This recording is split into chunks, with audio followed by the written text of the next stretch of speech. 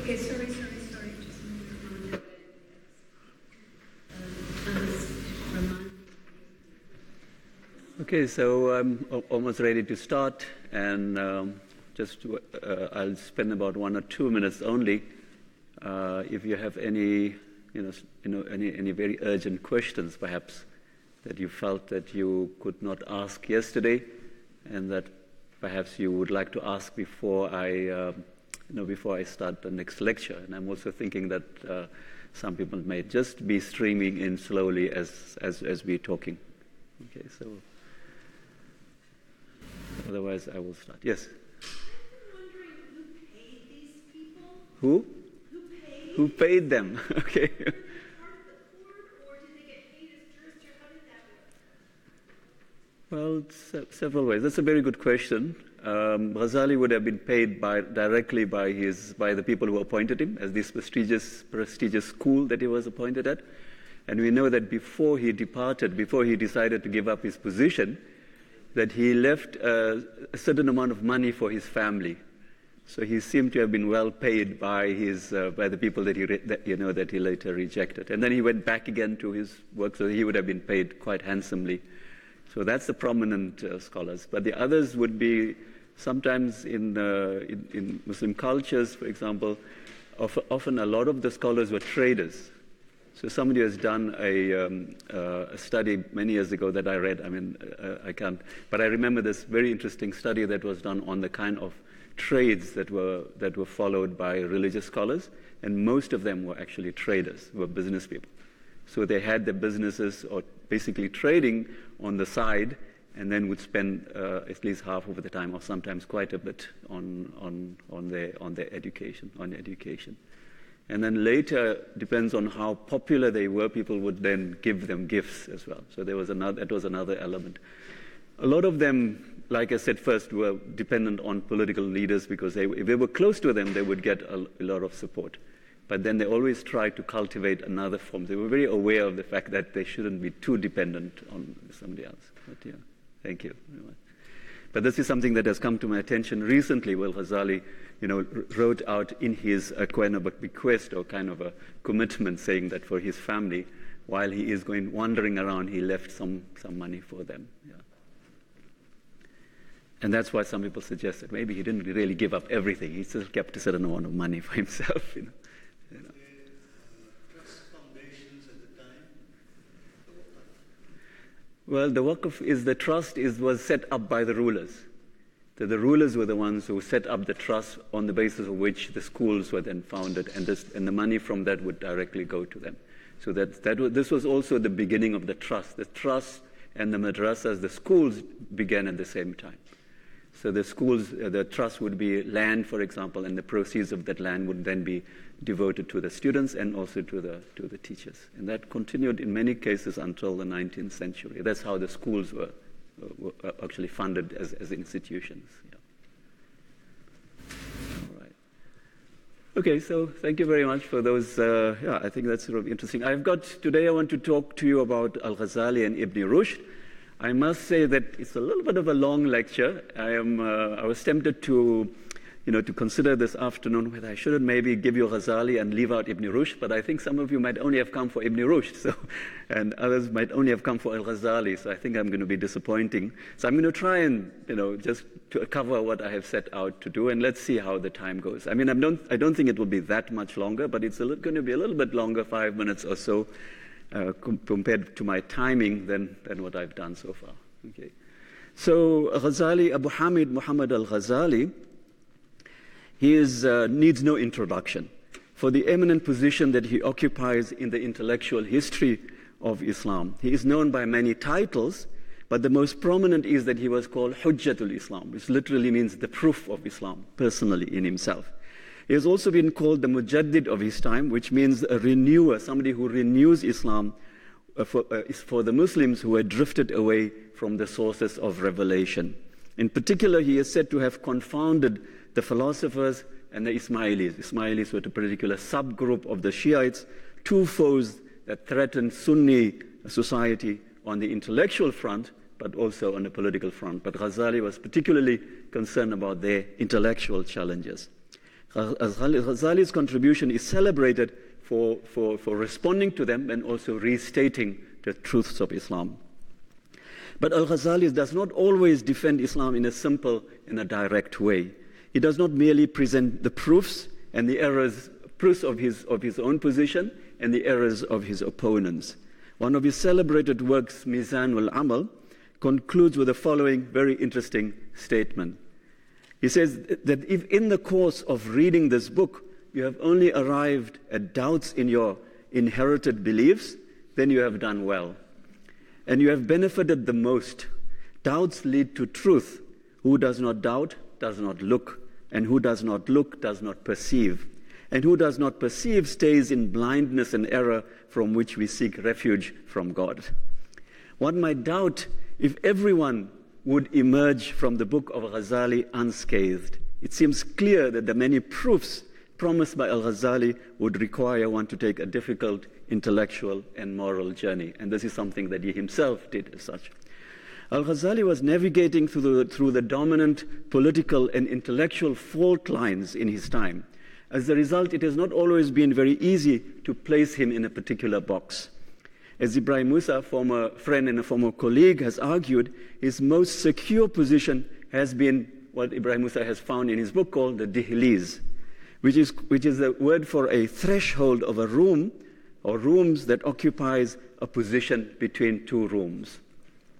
Taking that position has meant standing in the middle, either sitting on the fence, one might say, or taking a moderating middle position. We can decide at the end whether he did sitting on the fence or actually took on a moderating position. His critical commentator, Ibn Rushd, whom I will talk about later, but I want to insert an interesting comment, a quote from him, identifies this particular feature in his book. And this is what he says. An indication that he wanted by this method to arouse minds is that he adhered to no one doctrine in his book.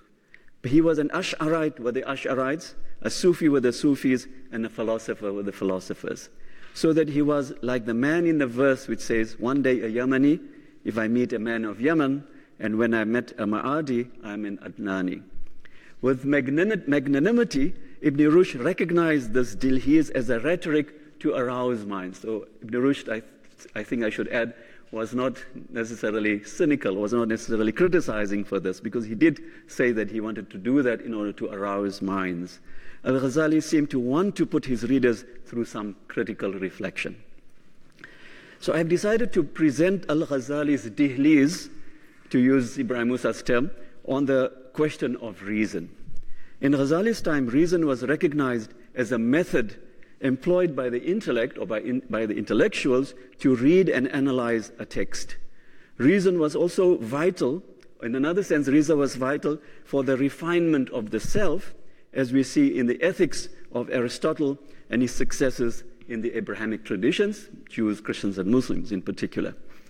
So reason was also considered to be an important part of ethics in the way that you see Aristotle's books on Nicomachean ethics. But for many philosophers, reason was more than a method. It was a vital principle of existence with which they connected in a mystical way. And for Abrahamic religions like Islam and Judaism and Christianity, reason also challenged and teased its values and literal doctrines. The dihliz of reason can be imagined to be the center of many contrasting attractions and distractions. So Ghazali enjoyed, a reputation as a critic of the philosophers like Al-Farabi and Ibn Sina, philosophers who lived before him. He is said to have challenged their methods and conclusions and accused them of disbelief due to their rejection of some fundamental truths of Islam. Based on this critique, Al-Ghazali embraced Sufi contemplation, or is said to have embraced Sufi contemplation and insights, but scholars in recent years have revised this view and have tried to show that Ghazali to be a bit more ambivalent and complex in relation to reason, particularly as it was used in theology and jurisprudence. Taking into consideration these two perceptions, on the one hand his popularity as a critic of the philosophers, and at the same time also a support in them, I hope to share with you Al-Ghazali's journey in epistemology. I will focus on his thoughts on what is truth, how to arrive at it, and for whom it is available. I will then turn to Ibn Rushd, who responds to Al-Ghazali's criticisms later. Ibn Rushd is born 15 years after Ghazali, and then show you some of the similarities and differences between these two intellectuals. So Ghazali was born in 1059 in Tus, what is now the northeastern part of Iran near Mashhad. That's what I've done in the circles there. The town was destroyed by the Mongols in 1220, and there is currently only a small gravestone that marks his particular place of rest. It's not actually a grave. His first teacher may have been his brother Ahmad al-Ghazali, who died in 1126, but his main teacher was the great jurist al-Juwayni. Perhaps you remember him from yesterday. Al-Mawardi and Juwayni. Al-Ghazali studied with al-Juwayni in Nishapur, also in this region, until 1085. It did not take long for the Sunni rulers at the time to recognize al-Ghazali, and they appointed him teacher in Baghdad at the Nizamiya College, one of the schools that I've just mentioned in the opening, in 1091. These were the most prestigious teaching positions at the time, and Ghazali is reported to have had up to 300 students present at any one of his lectures. In 5 years' time, in 1095, however, he decided to leave his highly coveted position. The reason for his withdrawal has invited a lot of speculation. And Ghazali himself talks about them and also shares some ideas, but there are others who have also suggested some other reasons. He says that he rejected his prestigious position and also the kind of studies to which he was devoted.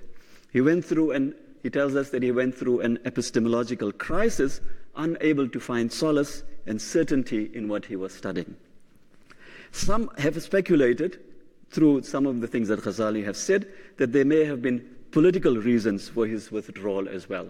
He might have been the target of Ismaili assassins, by the famous, or at least the infamous group called the Hasishiyin, from which we get the English word assassins. We know that he vowed henceforth to stay away from the rulers after this particular time. After wandering from one place to another for 5 years, and that's why I mentioned the other places, going to Damascus, to Mecca, Al-Ghazali eventually returned to his hometown in Tus, where he taught a small private group. In 1106, however, he was persuaded to return to teaching in Nishapur. He retired from formal teaching after a few years and then returned to Tus, where he died in 1111. Ghazali has left a legacy in jurisprudence, theology, philosophy, and Sufism. His early teaching position was mainly dedicated to jurisprudence, in which he wrote a number of standard texts for his school, for the Shafi'i school. Later, from around 1106, he started composing a major work on the methodology of fiqh called Al-Mustasfa that shows the impact of his philosophical reflections. Another area of expertise was theology, called Kalam in Arabic, in which he developed the arguments used by the Ash'aris. He also dedicated polemical works against the Ismailis, the Shiite groups, but some Sufi groups that he did not agree with, and some say also perhaps some Christians, but you don't have an exact extant text on that. He studied philosophy on his own, unlike the other. This is something that he decided to do. He decided to read philosophical works by himself and wrote summaries of their main ideas that scholars say were used by Europeans for a long time. I mean, the summary of Plato or the summary of Aristotle, the Hellenistic traditions. But Al-Ghazali is most famous for his critical work against Muslim philosophers. His major work, this is the Tahafatul Falasifa, which means the incoherence or the contradiction of the philosophers, not philosophy, which is one of the best-known works, which is, a book that is in philosophy. This is, I was just misreading my text. The incoherence of the philosophers. But his major work, his most famous work, is actually in ethics, and it is called the revival or the renewal of the sciences of religion, called Ihya Ulumuddin, which is one of the best-known books in the history of Islam. It is dedicated to ethical self-formation on a grand scale. So this is a summary, I think an accurate summary, written by one of his biographers, Ritter, who says it is a complete guide for the devout Muslims on every aspect of the religious life. worship and devotional practices, conduct in daily life, the purification of the heart, and advancement along the mystical way. I'll come back to my reading of this, but I think more or less I do agree with that. Much has been written on Ghazali in the last 100 years. A lot of it is fairly laudatory, fairly celebrating him for all his many different works as such. However, in addition to this praise that is heaped on al-Ghazali, he has also come under sustained attack by some modern Muslim scholars. For example, the well-known feminist scholar Fatima Mirnisi and the philosopher Muhammad Abid al-Jabiri, both from Morocco, make him and his work responsible for leading Muslims towards a less liberal and liberating intellectual path. Mirnisi showed misogynistic tendencies in his work, while al-Jabiri has accused him of leading Muslims to a non-rational mysticism from which they have not ever recovered. Such scholars looking for the intellectual sources of contemporary Muslim decline have said that Ghazali should take some responsibility for this. But Ghazali has not only been studied for his contribution to modernization or the lack of modernization. In the last 2 decades, there has been a sustained revision of the role of reason particularly in his theological work. So the word theology, if I should just give you a quick introduction to that, actually the word that is used, kalam, which means speaking, means a dialectical theology that was developed by early Muslim scholars in the encounter particularly with Hellenistic thought, and then also which they often got through the Christians themselves, through the Christians. Like Jews and Christians before them, or at least with them, I should say, Muslims developed theological treatises based on rational arguments and premises. As in their sister Abrahamic traditions, there were also many who opposed these methods as superfluous and errant. Preferring to stick to the simple literal truths of revelation, such scholars felt that there was no need to justify religion against the claims and arguments of reason and rationality. I think Ghazali, we might say, put himself in the middle of these positions. I've identified 3 major theses in recent literature which bring out al-Ghazali's engagement on reason in general and dialectical theology in particular. These 3 theses will help us understand the place of reason in al-Ghazali's theology, this kind of revision that has gone in a study of his work.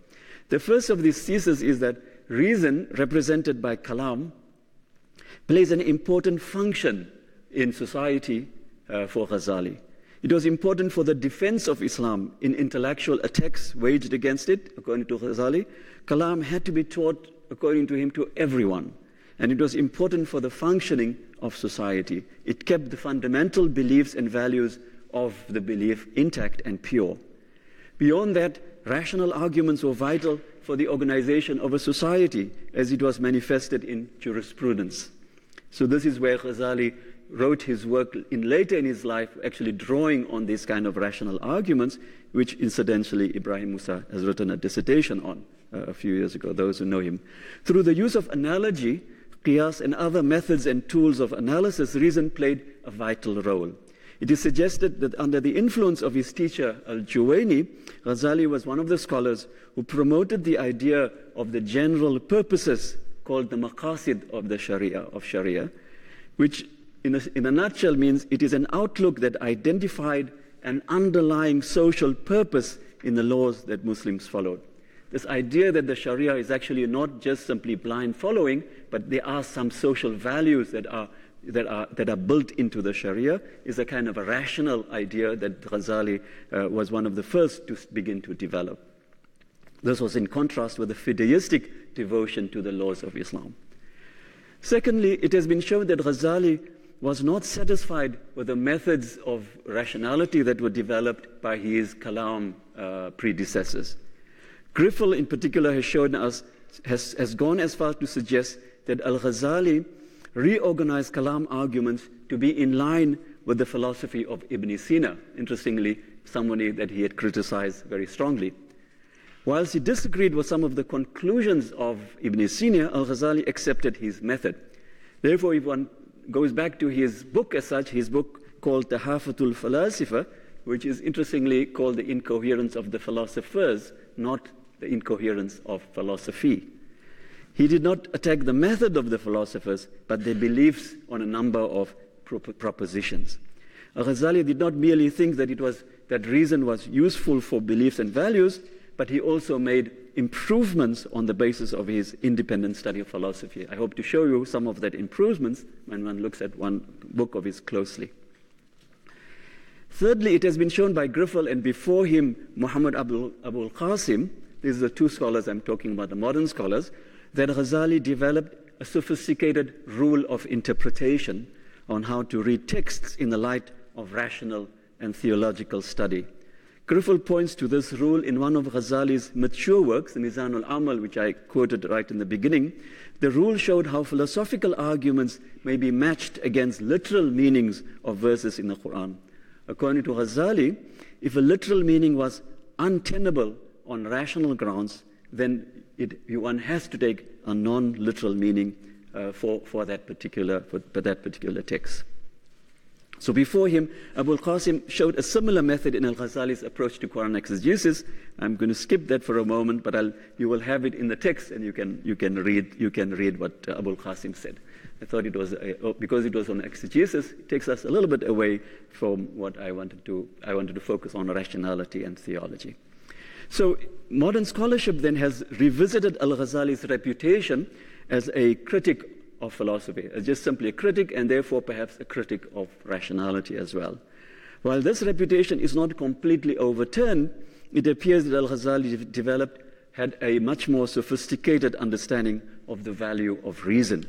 While he used rational arguments against the philosophers, he refined rational methods to be used in theology, jurisprudence, and the reading of revelation in general.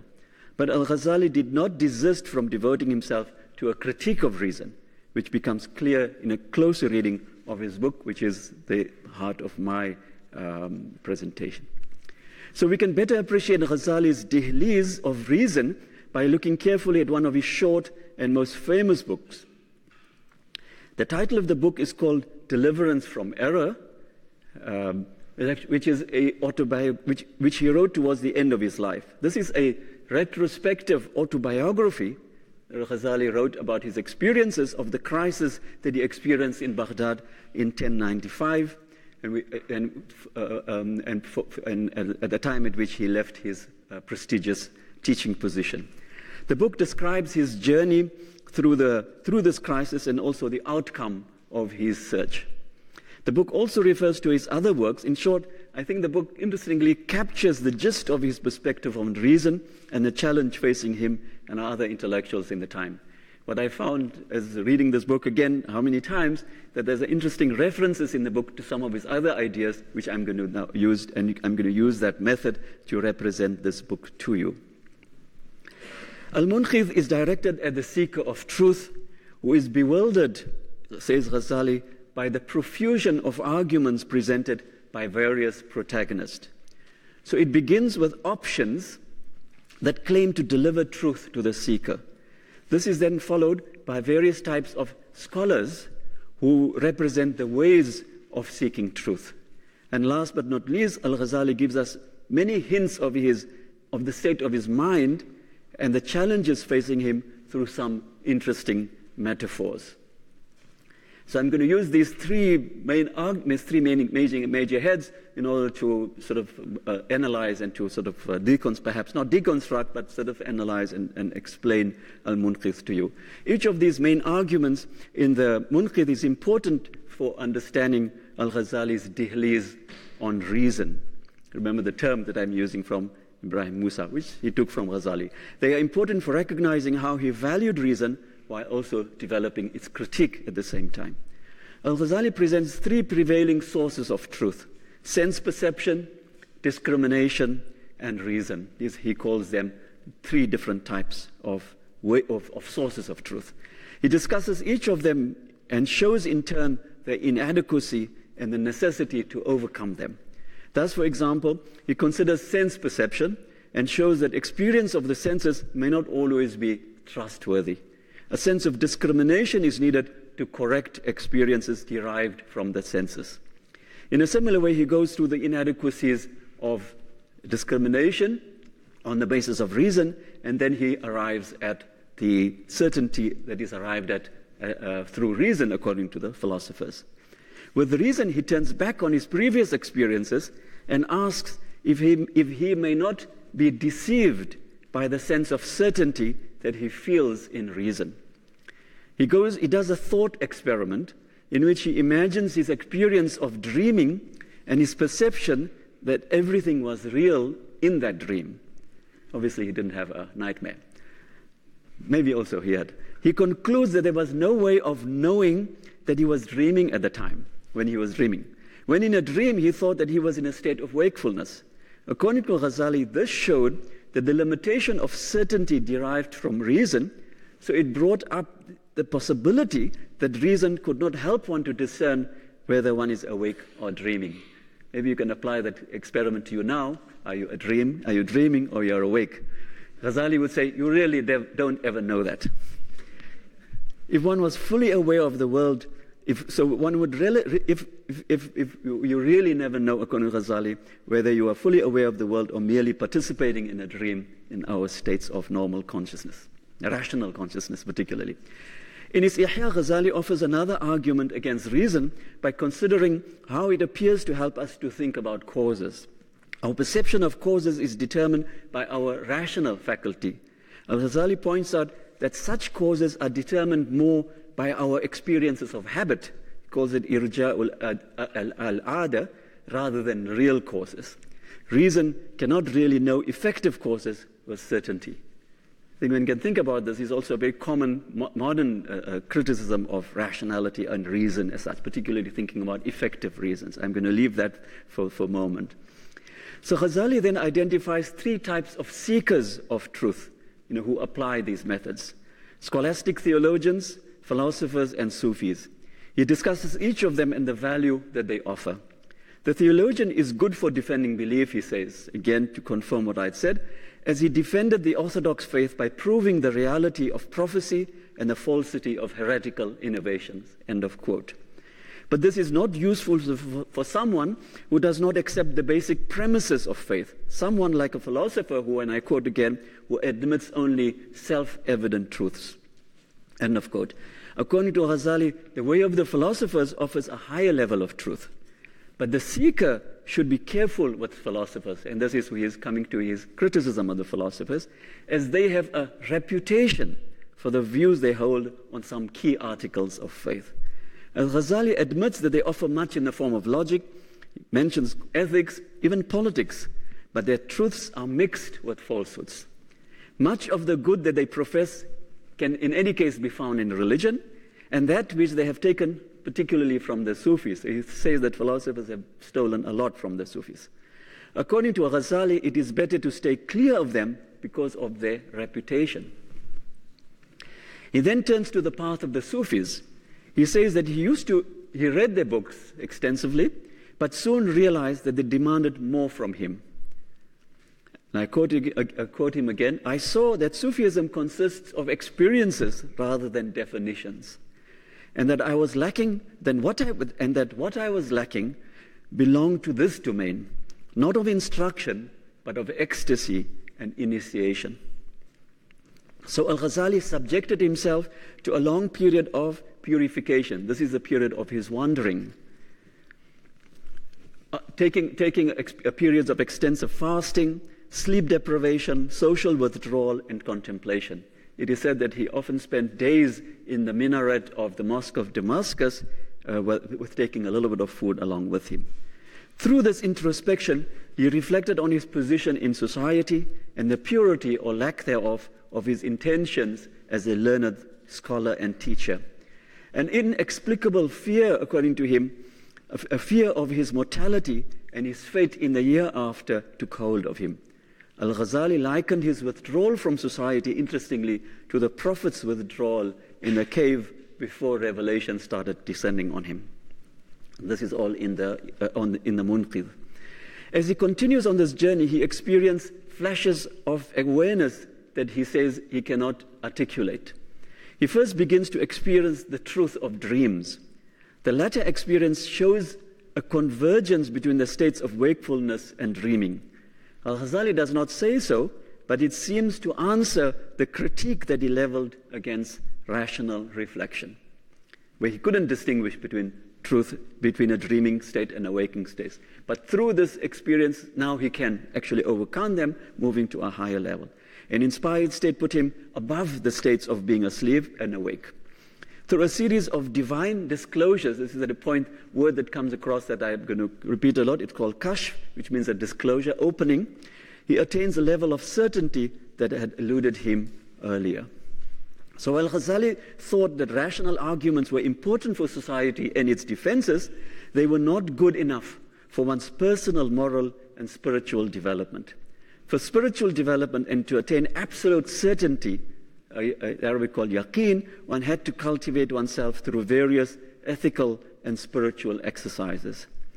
I hope these few remarks from the Al-Munqidh on the cultivation of the self sorry, I cannot read my own text. So these few remarks in the Munqidh on the cultivation of the self is the foundation on which his magnum opus is actually written.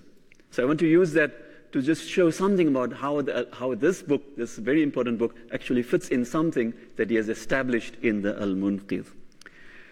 So this book was written after his breakdown from Nizamiya in Baghdad, and much after he had sort of reflected and thought about his experiences.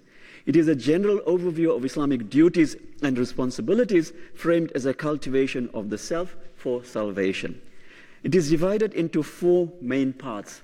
The first is the ibadat, acts of worship, which includes chapters on knowledge. This is then followed by beliefs, a chapter on beliefs, and then the secrets of worship, the secrets of charity, the secrets of fasting, and the secrets of pilgrimage. This is then followed by another section called customary practices, adat, and these have chapters on eating, marriage, earning a living, friendship, and such. Each of these are extensive chapters. This is then followed by a huge section on muhlikat, which means destructive virtues, which has chapters on the wonders of the heart, training of the self, destructive features of the stomach, sexual organs, the tongue, etc. And then he's got a section on munajjiyat, salvific virtues, which has chapters on repentance, patience, gratitude, and all of that. Al-Ghazali summarizes this arrangement in his preface, and he says, it would be not, and there's a quote from him, a translated quote, it would not be too far-fetched to imagine this book as a book of jurisprudence, but for the steady development of the heart, a book of jurisprudence for the heart. Al-Ghazali also says that the knowledge directed to the hereafter may be divided between the knowledge of practice and the knowledge of disclosure, the knowledge of this divine disclosure. The Ihya, this famous book of his, only deals with the knowledge of practice, he says, not with the knowledge of disclosure. Even though the disclosure is the goal of the seekers of truth, final, or at least this revelation is the goal of the seekers of truth, the prophets only referred to divine disclosure by what he says, by symbol, rams, and hints, ima. And I quote, knowing the weakness of humanity, end of quote. Because of the weakness of humanity, that's why the prophets did not openly tell them what is this kashf, what is this divine disclosure. The development of the self through practices, though, prepares it for direct disclosure of the true nature of reality. Al-Ghazali's critique of reason was that it did not lead to this direct experience of reality and of God. In the Munqidh, one gets an impression that seeking of truth, the seeking of truth is a journey that begins with the self, with the senses, and ends with divine disclosure, with the kashf. One form of truth-seeking is succeeded by another, higher form of truth. The seeking of truth leads to a higher sense of conviction, if one thinks about this as gradation, one from the other. But when Al-Ghazali speaks of the nature of belief that humans uphold, then a more differentiated and in some senses hierarchical understanding of humanity emerges. So here I'm sort of trying to draw a little bit of a contrast between what he says in the Munqidh and how he then elaborates something in his Ihya. Let us look at this point more closely in the following quote from Ihya. He says, the first is the belief of the common man or the commonality, al-awam. This is belief based on pure imitation. The second is the belief of the theologians, Imanul Mutakallimin, which is mixed with some kind of inference. Its level is close to the belief of the common people. The third is the belief of the Gnostics, Imanul Arifin. This consists of seeing with the light of certainty. You can see some references to Munqidh, but this is at least this quote here. Al-Ghazali demonstrates these levels with an example of belief, like in the statement, Zayd is in the house. How do you, if somebody mentions a statement to you, how do you accept whether this is true or not? So he says the first level of believing the statement would be based on obtaining information about Zayd from someone else. And I quote, your heart acquiesces to him and you are assured by the information somebody gives you about the fact that Zayd is in the house. Al-Ghazali likens this form of obtaining information to children who get information from their parents. They accept the information at face value, relying on the trust that they place in their parents, in the trust that they place in their parents. At the second level, knowledge that Zayd is in the house would not be accepted unless there is some kind of evidence. And this might take the form, Ghazali says, of listening or hearing the voice of Zayd talking in the house, from which an inference can be made that someone was in the house. But for Ghazali, however, even this is not, and I quote again, immune from error. For example, it might not be Zayd in the house, but Ahmad or somebody else. The highest level of certainty, according to Ghazali, is attained by entering the house and finding Zayd in it. This is true knowledge and seeing with certitude. So, as you can see in this particular, what I'm trying to say here is that on the one hand, there seemed, in the first case, Ghazali speaks about the fact that knowledge sort of moves by step. In this case, it begins to make a kind of a hierarchy within the society with people who are contented, who actually can operate only at some levels. We'll see that picked up by Ibn Rushd later. Now to move to another part of Al-Munqidh, an important and interesting part, Ghazali reveals his personal feelings and emotions through metaphors that he uses. I've already mentioned that Ghazali was troubled by the pluralism that characterized the different purveyors of truth. He calls the field of knowledge in his time a deep ocean strewn with shipwrecks from which few escape safe and sound. The shipwrecks did not seem to deter him. He plunges into the treacherous ocean thinking that he will survive its dangers. Eventually he is saved, he tells us, by the light of God from this darkness. As by his mercy, by God's mercy, this light descends from time to time among men, we must ceaselessly be on the watch for it. Light and darkness in the middle of a deep ocean, or deep and dark ocean, gives us some sense of what he wanted to convey to us of what he was experiencing at the time. There's another interesting metaphor that Ghazali uses that gives us a sense of what he thought he was doing or what he was expected to do. And this comes in this particular interesting text here. He says, having once surrendered blind belief, if somebody surrendered blind belief, it is impossible to return to it. By which he means that if you do not accept blind belief anymore, it's very difficult to go back to blind belief. For the essence of such belief is to be unconscious of itself. As soon as the unconsciousness ceases, it is shattered like a glass whose fragments cannot be again reunited except by being cast again into the furnace and refashioned.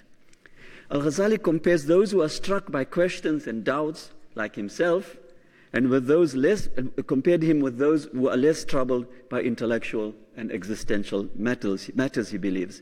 Al-Ghazali seems to have been particularly troubled by epistemological challenges facing him, but he was aware that other scholars and also most ordinary believers were not similarly troubled. In this statement, however, Al-Ghazali reveals that the questions and queries places a responsibility on him and people like him. They would have to recast the broken fragments. His own experience of darkness matches what he does to the fragments that represent Islam. it would be interesting to see if he takes the self-consciousness further, but we can see it with some clarity with the advantage of hindsight in the 21st century. So this connects with what I was saying earlier about how these intellectuals, because of the kind of challenges that they were facing, they also engaged in a certain kind of reconstruction. And you can clearly see this directly, which I was surprised to see, interestingly, in a statement coming directly out of his book. So I would now like to turn to Ibn Rushd. I don't know how we are doing in terms of time. Yeah, I think I'm doing okay, but maybe you need to take a deep breath before we move on. Yeah, I'm going to take it. Anybody wants some water? Okay. Yeah. Who was he writing for? That's a good question. He was writing for other scholars. Yeah, other scholars and philosophers, yes. Those are the people who will be reading. No, this is writing only among the scholars themselves. But some of his work would have been written for the rulers. There were some of his works, for example, I remember one very, very interesting and famous text of his that was written on theology about he sort of addresses the question about the different groups of Muslims living at the time, and he makes a division among them. He's very liberal about the various groups of Muslims, but he stops at the Ismailis. He said, no, these people we should not be trusting. But he develops a fairly open, what one might call a very liberal, a relatively liberal approach to the different groups among Muslims, including the Sunnis, the Shiites, as such. So that book would have been written for very much like what we saw al-Mawardi written for a ruler in order to deal with the complexity and the diversity. But like I said, in that book also he sets up the Ismailis as going beyond the pale. I've looked at the book very carefully, and I've actually found that if you use Ghazali's own definition of what is belief in this book, the Ismailis should actually be passing through. But he makes a sort of a political decision by saying, no, they are not. They are a little bit out of the pale. So it's for the scholars, but occasionally for the rulers at least certainly in this particular instant. Yeah. So I can say that he's writing for himself. Okay. Yeah. Yes. Okay. Yeah. Actually verify that what he's thinking is actually the thought that he's. Yeah. That might be the case. Yeah. But it's very systematic. It's not like as I hope that I'm conveying to you. It's a very rational argument. It's really clearly put out there. It's not just simply like the poets. And I'll introduce you to Rumi, Jalaluddin Rumi tomorrow, where things just pour out.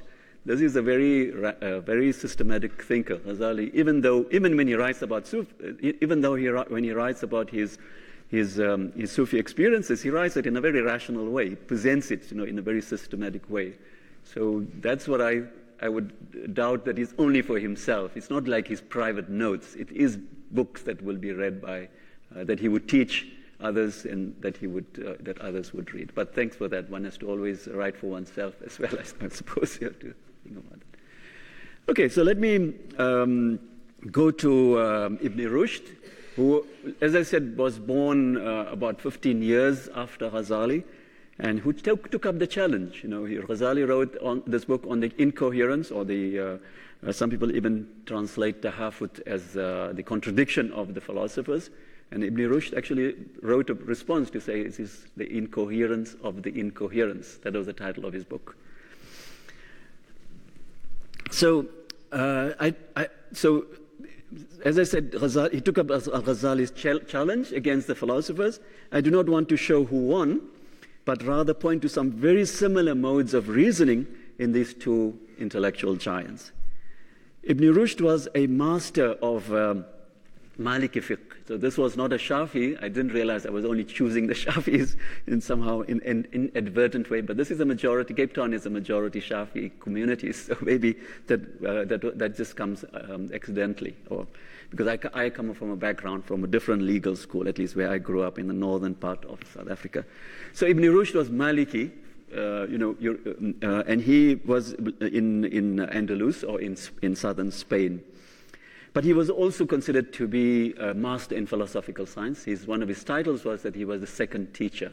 The first teacher was Aristotle, and the second one was Ibn Rushd, and he was regarded as that particularly in medieval times, particularly in Europe. His grandfather was a judge and imam in Cordoba, and Ibn Rushd is said to have memorized completely the main reference of the Maliki, the book of Malik called the Muwatta. He was supported by the rulers at the time, and he was appointed a judge in Seville and then in Cordoba also. He was also later, at one time, he was an expert in medicine, so he became the chief physician of one of the Almohad kings in Marrakesh. So his sphere of activity was much more southern Spain and northern Africa, that side of Africa, at least the western side. 3 years before he died, however, his political benefactors turned against him at the instigation of Maliki scholars. He was exiled from Cordoba, he was stripped of his position, when relations between Muslims and Christians worsened and the tensions and the talk of war became much more prominent. And during this time, many of his books were burnt. But when tensions subsided, Ibn Rushd was rehabilitated in the court and invited back again. So his biography is somewhat different, much more in the court, and then also much more involved in his philosophical treatises. That being close to the court gave him the opportunity to do that except during this time. Like philosophers before him, Ibn Rushd wrote on the relation between religion and philosophy. He's got this famous book called Fazlur al-Maqal فيما بين الحكمة من الشريعة فيما بين الحكمة والشريعة من الاتصال. The decisive treatise determining the nature of the connection between Sharia and wisdom. It argues that philosophical reflection is required by law and that its results do not contradict the basic beliefs of Islam. Ibn Rushd discusses the different types of, interestingly, there's a slight difference, but let me keep to my text, discusses the different types of intellectual arguments. And secondly, he spends considerable space in his book to discuss the apparent contradictions between demonstrative philosophical interpretations of verses and direct literal meanings. So after opening with remarks that the Quran requires contemplation, he first starts with the fact that the Quran requires contemplation of nature and creation, and therefore he says that as a result for that, the Quran requires philosophical reflection, or requires human beings to engage in philosophical reflection. Ibn Rushd then proceeds to spell out the types of arguments available in the Quran. He divides them between rhetorical, in Arabic called khitabiyya, I'll elaborate each of them, dialectical and demonstrative. These types of arguments address the needs and capacities of human beings. Most people were satisfied with the rhetorical types of argumentation in Scripture and do not need to go beyond them. For them, the truth of creation and the afterlife are given in explicit and narrative forms that they accept at face value. Simple beliefs are sufficient for them, and they have understood the truth, according to Ghazali. It is often said that one of the reasons why Ibn Rushd was criticized in medieval Europe by Christians particularly was to say that he believed in double truths.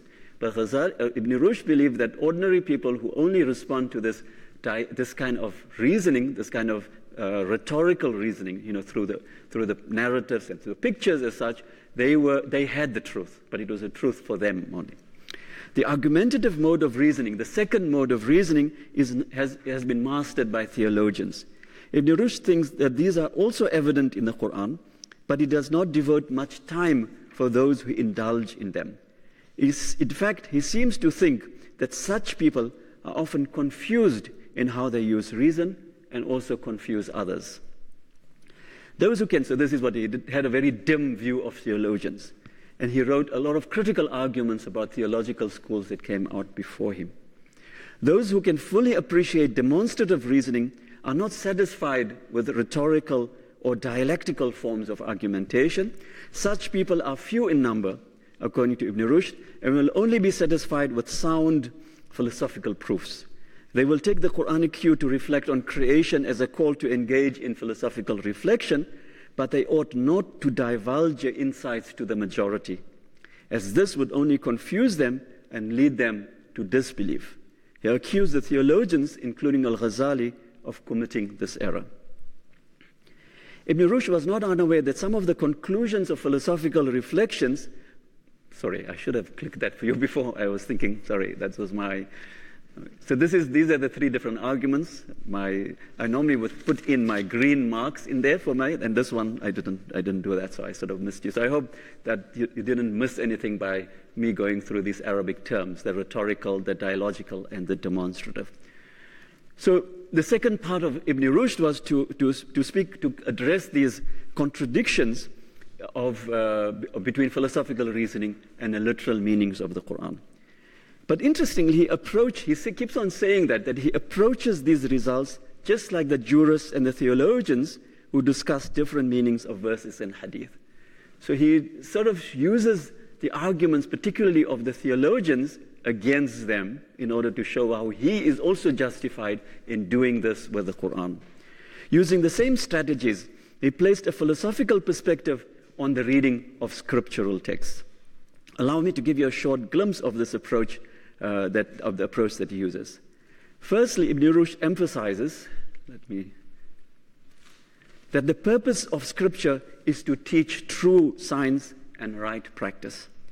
With regard to true science, he reminds readers that the verses in the Quran either are clear and self-evident, that means muhkam, or allegorical. Let me see if I have got it correctly. Something didn't happen this afternoon, my coordination. Okay.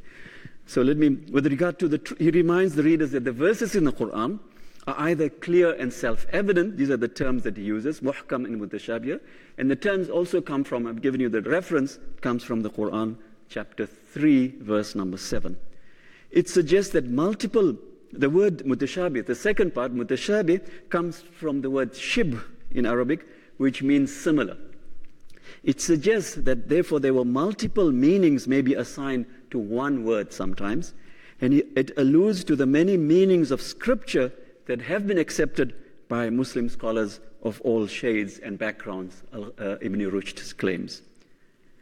But Ibn Rushd offers a special reasoning for this. He actually says that the reason why we have received a Scripture with both an apparent and an inner meaning lies in the diversity of people's natural capacities and the difference of their innate disposition with regard to assent.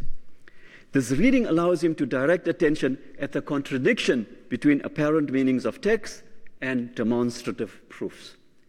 The contradiction was only apparent, he says, to those who thought philosophically. So only the philosophers can see the contradictions, those who had the capacity to do so. If there was an agreement between Scripture and philosophy on a particular verse, then nothing needed to be done.